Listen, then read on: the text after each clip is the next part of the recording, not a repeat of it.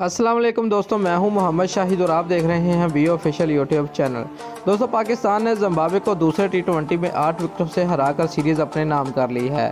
135 run के हदों के तवाक़ो में पाकिस्तान का आगाज़ अच्छा न रहा और फ़खर जमान सिर्फ 5 रन बनाकर पवेलियन लौट गए।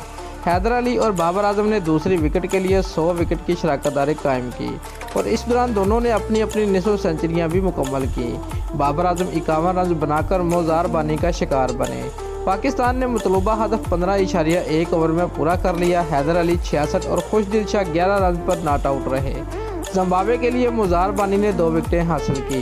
दोस्तों, जिम्बाब्वे ने इनिंग का आगाज़ किया तो हारिस रऊफ ने मैच के दूसरे ही ओवर में ब्रैंडन टेलर को पवेलियन भेजा। कप्तान शिबाबा और सैन विलियमसन ने दूसरी विकेट के लिए 25 रन जोड़कर स्कोर को 30 तक पहुंचाया ही था कि जिम्बाब्वे कप्तान भी हारिस रऊफ के हाथों पवेलियन लौट गए। जिम्बाब्वे टीम से अभी ये झटका भी बर्दाश्त न हुआ था कि फ़हीम अशरफ ने सैन विलियमसन की विकेट बखेर दी।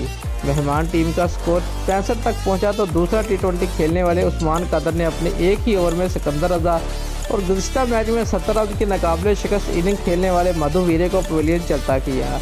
एल्टन चिंगुबुरा 18 रन बनाकर उस्मान कादर का शिकार बने। थ्रिपनो और रेयान बरल ने टीम का स्कोर 120 रन तक पहुंचाया, जिसके बाद थ्रिपनो 15 रन बनाकर हारिस रऊफ का तीसरा शिकार बने। रेयान बरल ने जिम्मेदारी निभाते हुए 32 रन बनाए और टीम को कदरे बेहतर हदफ देते हुए मदद की। जिम्बाब्वे ने मुकर्ररा ओवर में 7 विकेटों के नुकसान पर 134 रन बनाए थे। दोस्तों, अगर आपको हमारी ये वीडियो अच्छी लगी है तो लाइक और कमेंट ज़रूर करें और हमारे चैनल को सब्सक्राइब करना मत भूलिए। शुक्रिया।